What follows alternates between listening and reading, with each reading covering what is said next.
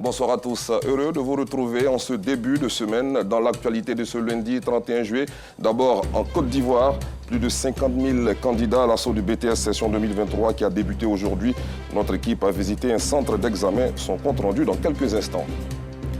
À l'international, la situation se complique pour Ousmane Sonko au Sénégal. L'opposant a été inculpé et placé sous mandat de dépôt. Voici pour le sommaire. Bienvenue. Les épreuves écrites du brevet de technicien supérieur session 2023 ont démarré ce lundi. Plus de 50 000 candidats aspirent à l'obtention du BTS cette année. Les résultats sont attendus en septembre prochain. Abdoulaziz Guira a visité un centre d'examen. Voici son reportage commenté par Alassane Drabo. Le lycée classique dans la commune de Cocody affiche un calme ce lundi matin. Les épreuves écrites du BTS, brevet de technicien supérieur, session 2023, viennent de démarrer. Au total, 56 214 candidats sont appelés à composer pour l'obtention de ce diplôme dans un peu plus d'une centaine de filières. Tous sont répartis dans 130 centres de composition. Je trouve le sujet abordable, peu facile. Bon pour un élève et moyen. J'ai étudié et puis j'ai fait des cours de préparation aussi, qui m'a aidé aussi. Tout se déroule bien pour l'instant, il n'y a pas de souci. Les appareils les kits marchent correctement, il n'y a pas de souci.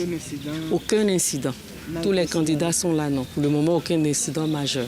C'est l'occasion pour le ministre de tutelle de revenir sur le motif d'exclusion d'1 millier de candidats. Nous luttons contre la fraude sous toutes ses formes. Dans les 1327, je signale qu'il y a 1113 faux bacs. Il y en a qui viennent s'inscrire avec des faux bacs, croyant que ça passera sous les radars. Non, non, ça ne passe pas parce que nous sommes en étroite collaboration avec la DECO, du ministère de l'Éducation nationale, et nous vérifions tous les bacs qui nous sont présentés. Donc, on a 1113 faux bacs, 19 faux BT, c'est-à-dire brevet de technicien, et le reste, bon, c'est soit de fausses attestations d'inscription en année préparatoire, soit un nombre insuffisant d'années de préparation du BTS. C'est ainsi qu'on se retrouve avec 1327 exclus et non 3000. Cette année, le mot d'ordre est le même, non à la tricherie, oui à la promotion de l'excellence. Il faut éviter absolument toute forme de tricherie parce que les surveillants veillent au grain et de toute façon, si vous êtes pris, on vous met purement et simplement au dehors et vous avez échoué avant même d'avoir entamé le BTS. Donc ça ne sert à rien. Ce qu'on demande aux apprenants, c'est l'excellence.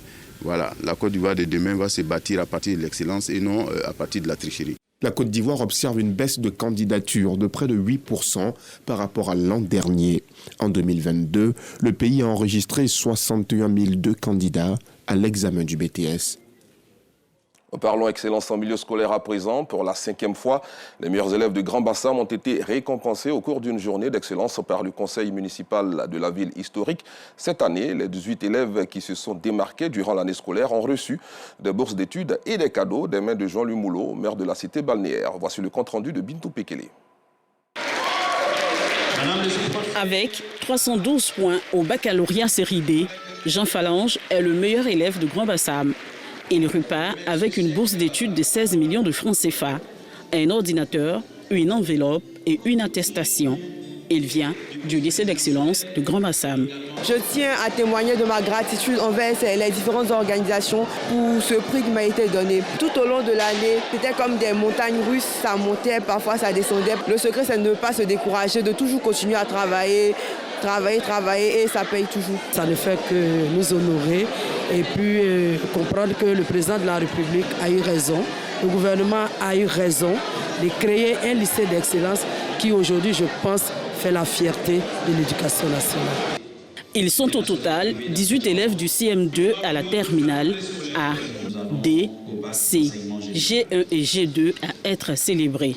Parmi eux, Eunice, âgée de 8 ans et demi, elle est la meilleure élève au CEPE de Grand Bassam et de toute la région du Sud Comoé. Je suis vraiment très heureuse. Je leur dis aussi merci parce que cet ordinateur va me permettre de faire mes recherches.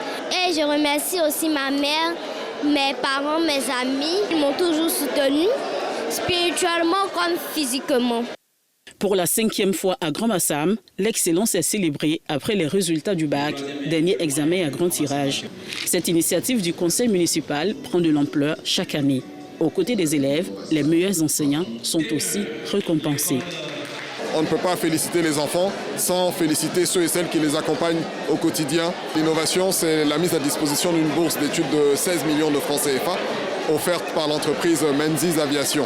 Et les changements qu'on peut ressentir, c'est que Grand Bassam se positionne toujours au plan national au-dessus de la moyenne nationale, ce qui prouve que les efforts qui sont consentis par les différentes autorités permettent d'offrir un meilleur cadre d'études à nos enfants et qu'ils excellent et délivrent des résultats qui font notre fierté. Les 3 meilleurs élèves de chaque niveau ont été primés. Les premiers ont reçu chacun un ordinateur, les deuxièmes et troisièmes une tablette. Tous ont bénéficié d'une enveloppe pour la prochaine entrée scolaire. Ceux de l'entrée en 6e ont reçu en plus un kit scolaire. Destination une autre commune balnéaire, Port-Bouët, précisément au quartier Gonzagueville, où un conflit terrien oppose 2 vendeurs, une situation qui plonge l'une des parties adverses dans la désolation suite à l'arrestation de ses alliés. Pour trouver une issue favorable à la demande de libération des détenus, elle a organisé le week-end dernier une conférence de presse en présence de Yacouba Koulibaly et Ansita Diarra.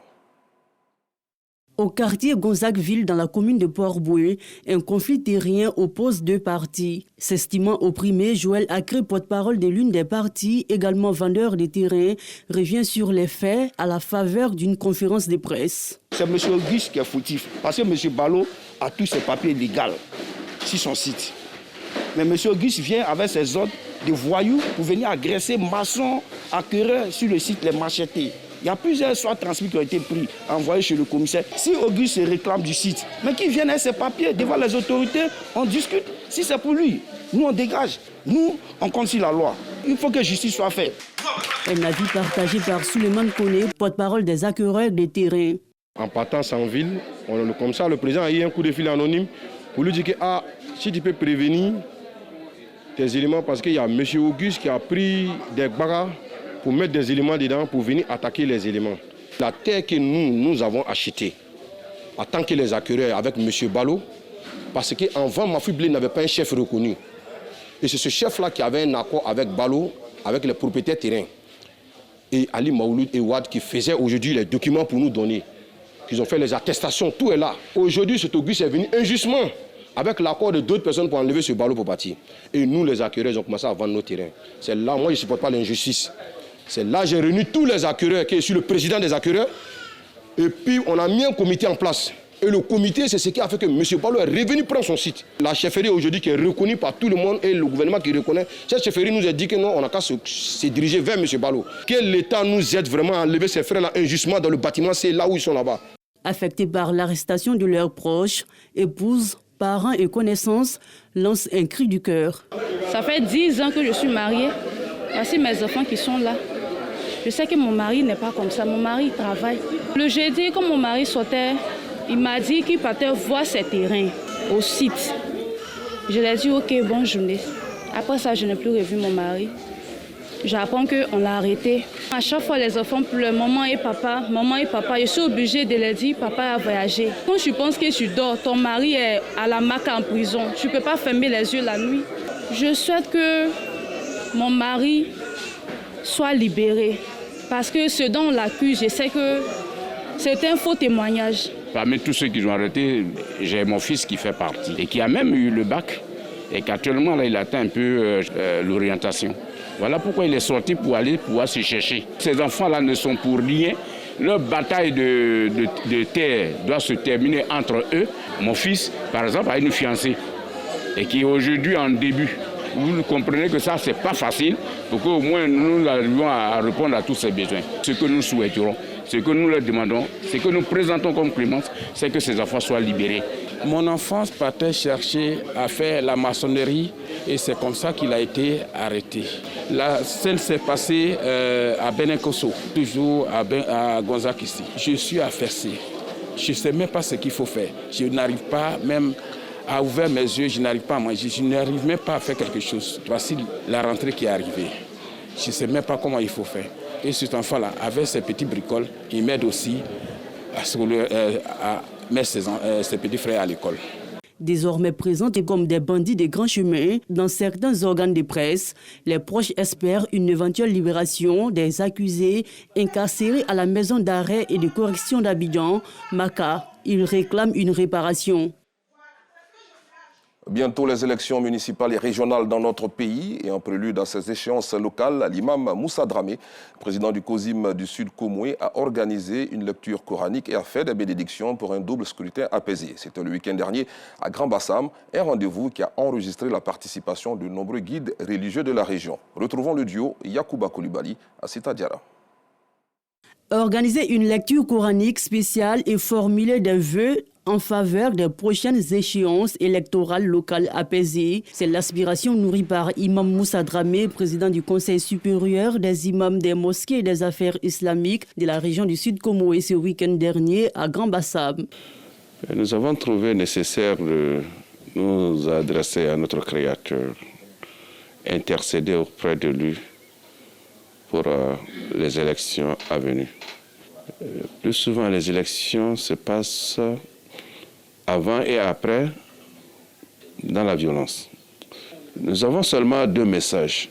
Le premier message, c'est de dire aux responsables politiques de battre des campagnes civilisées, intellectuelles, dans la paix, dans la non-violence. Et aussi parler aux électeurs. C'est quand même un jeu. Ce n'est pas la guerre. Et surtout, les partisans et les sympathisants, que tout se passe dans la paix. De penser à l'intérêt de notre pays. Une initiative saluée par les participants. Je pense que cette initiative est la bienvenue, car à la veille de l'élection, il est bon d'appeler la clémence de Dieu pour que nous ayons des élections apaisées dans notre pays. Et il s'agit des élections à Bassam. Nous avons peur. Nous prions beaucoup pour que la paix règne entre les fils de Bassam, entre les cadres de Bassam, entre les habitants de Bassam. En prélude aux prochaines élections locales, de nombreux citoyens ivoiriens comptent sur le sens de maturité d'esprit fair play des candidats en lice. Retour à Abidjan pour parler de cohésion sociale. À Yopougon-Kouté, l'heure est à la réconciliation des filles et fils du village qui étaient opposés suite à des querelles pour la gestion des affaires de la localité. L'honorable Mamadou Sako, député de Touba et médiateur à l'Assemblée nationale, s'y est rendu ce jour pour appeler au vivre ensemble. Les détails de cette mission avec Clément Boko. Mamadou Sako, député de Touba et médiateur à l'Assemblée nationale, en mission de réconciliation à Yopougon-Kouté. Récemment, à la suite d'une consultation populaire, la communauté villageoise Atandran a désigné son chef de village en la personne de Clément Apiti Apiti. À l'entame de sa visite, le parlementaire a exposé sur ce que dit la loi en la matière. Il a affirmé que l'administration n'a pour rôle dans le choix de chef de village que d'entériner le choix fait par les villageois eux-mêmes, selon les us et coutumes. Il a été désigné selon les us et coutumes par Yopougon-Kouté, mais il doit vraiment faire en sorte que la cohésion sociale, la paix, puisse régner dans ce village pour que le développement initié par le chef de l'État, par le gouvernement, puisse être une réalité à Yopougon-Kouté. Quand il n'y a pas de paix, il n'y a pas de développement. C'est pourquoi ces conseils avisés sont les bienvenus et nous allons faire fort de les retenir afin de nous conformer à cela pour ramener à la bergerie tous ceux par le passé qui ramènent à contre-courant. Nous voudrons les ramener dans la bergerie pour qu'ensemble nous puissions construire Yopougon-Kouté dans la paix et dans la quiétude. À cette rencontre, le commandant de la brigade de la gendarmerie de Yopougon-Toit-Rouge a salué l'initiative du député Mamadou Sako. Il en a profité pour sensibiliser la jeunesse à s'éloigner de la consommation de la drogue, un fléau dans le village de Yopougon-Kouté. Pour célébrer cette mission de paix, une prière d'action de grâce a été demandée à l'église Ariste pour l'unité du village de Yopougon-Kouté. Dans l'actualité nationale également, l'ONU Femmes a récemment organisé un forum sur l'innovation technologique et digitale afin de permettre aux femmes et aux jeunes de se perfectionner dans le domaine des technologies de l'information et de la communication et d'acquérir de nouvelles connaissances qui vont faciliter leur autonomisation. Plus de détails avec Asita Diara. Balekis, la vingtaine révolue, est entrepreneur. Elle utilise les réseaux sociaux pour booster son chiffre d'affaires. Ses applications web lui permettent de vendre ses articles. Pour acquérir d'autres connaissances utiles qui l'aideront dans son commerce, Balekis prend part au Forum international Wella pour l'autonomisation des femmes et des filles par l'innovation technologique et digitale. Je fais du e-commerce, j'utilise les réseaux sociaux et le digital pour faire de l'entrepreneuriat. J'ai été retenue pour suivre la délégation et suivre ce forum-là, afin de repartir aussi avec un bagage, partager avec les autres et leur montrer qu'on est capable, nous sommes des femmes, mais on est capable d'impacter. Elles sont nombreuses, ces jeunes filles et femmes qui accordent du crédit à ce rendez-vous de l'apprentissage de l'innovation technologique et digitale. Ce forum, une initiative de l'ONU Femmes qui entend instruire la gente féminine à l'usage actif de ces méthodes. Pour parler simplement de la femme entrepreneur, avec le numérique, pour elle, même depuis son champ, depuis sa maison, elle peut avoir accès à des marchés qui sont vraiment loin par rapport à sa situation géographique. Depuis l'avènement de la Covid, celles qui ont pu s'approprier l'outil digital ont vu leur potentialité accroître parce qu'elles ont pu adopter justement l'outil digital comme un outil de croissance. Un événement soutenu par le ministère de la Femme, de la Famille et de l'Enfant. Je n'ai pas de moyens, j'ai un portable qui est connecté, je peux faire une formation que je désire. Pour l'Afrique qui est en train de se projeter, il s'agit de se former. Et les femmes ont là la possibilité de se former, d'avoir des compétences, d'être professionnelles et de développer des valeurs. Partage d'expériences et panels, des temps forts qui ont marqué cette rencontre. Comme mentionné en titre au Sénégal, les autorités ont annoncé aujourd'hui, bien sûr, la suspension de l'accès à Internet sur téléphone via les données mobiles en raison de la diffusion de messages haineux et subversifs sur les réseaux sociaux après les appels à manifestations liées à l'arrestation d'Ousmane Sonko le vendredi dernier. L'opposant, qui est auditionné par la justice depuis ce matin, a été placé sous mandat de dépôt selon son avocat.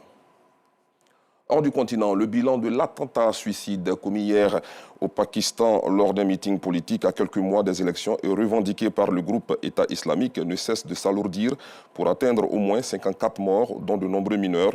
Quelques 400 sympathisants du parti religieux conservateur Jamia Oulema-i-Islam, allié clé de la coalition gouvernementale, attendaient le début des discours lorsque l'auteur de l'attentat s'est fait exploser près de la Seine. Point final. Merci d'avoir suivi cette édition. Bonne soirée sur RTI2.